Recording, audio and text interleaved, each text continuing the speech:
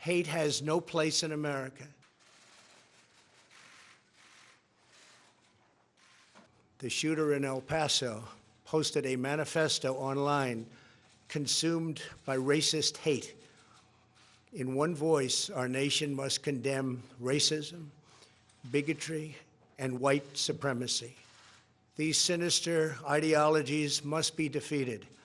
Hate has no place in America. Hatred warps the mind, ravages the heart, and devours the soul.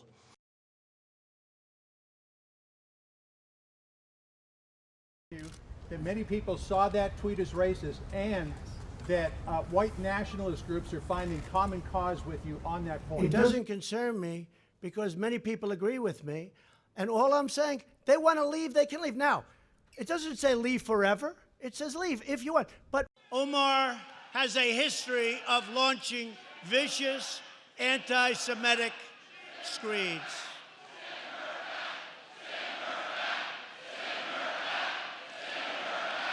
I'm unhappy with those people in North Carolina.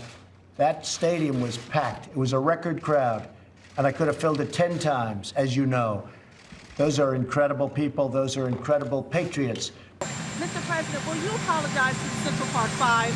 They've been exonerated. There have been videos, movies shown about the case, and you came out with a full-page ad saying that they should die, that they should have the death penalty. Why do you bring that question up now? It's an interesting time to bring it up. You have people on both sides of that. They admitted their guilt. If you look at Linda Fairstein and if you look at some of the prosecutors, they think that the city should never have settled that case. So we'll leave it at that. Does not having a permanent fence. And to confront this crisis, you saw that. It was a big deal 2 months ago. I declared a national emergency, which is what it is. This is an invasion. When you see these caravans starting out with 20,000 people, that's an invasion. I was badly criticized for using the word invasion. It's an invasion. And it's also an invasion of drugs coming in from Mexico, okay? It's an invasion of drugs. I mean, when you have 15,000 people marching up and you have hundreds and hundreds of people and you have 2 or 3 border security people that are brave and great, and don't forget, we don't let them, and we can't let them use weapons. We can't. Other countries do. We can't. I would never do that. But how do you stop these people? You can't. There's no... That's only in the panhandle you can get away with that statement. That this caravan was an invasion. As you know, Mr. I consider it to be an invasion. As you know, Mr. President, the caravan was not an invasion. It's a group of migrants moving up from Central America towards the border with the U.S. Thank you for telling me that. I appreciate it. Why did you characterize it as such? Because I consider it an invasion. You and I have a difference of opinion. But do you think that you demonized immigrants in Not this at all. election No, not to at try? all. Your campaign had an ad showing migrants climbing over walls and so on. Well, that's true. But They weren't actors. They're not going to be doing that. They weren't actors. They're hundreds of miles away, though. They're hundreds and hundreds of miles away. That's I not think an you invasion. should- The strength and the bravery and the love that they had for the country. And you were here long before any of us were here.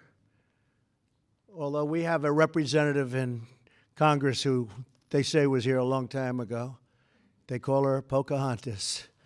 But you know what? I like you. A lot of shit for someone running away. The terrible events unfolding in Charlottesville, Virginia. We condemn in the strongest possible terms this egregious display of hatred, bigotry, and violence on many sides. On many sides. Well, I do think there's blame. Yes, I think there's blame on both sides. You look at both sides. I think there's blame on both sides, and I have no doubt about it. But not all of those people were neo-Nazis, believe me. Not all of those people were white supremacists by any stretch. Those people were also there because they wanted to protest the taking down of a statue, Robert E. Lee.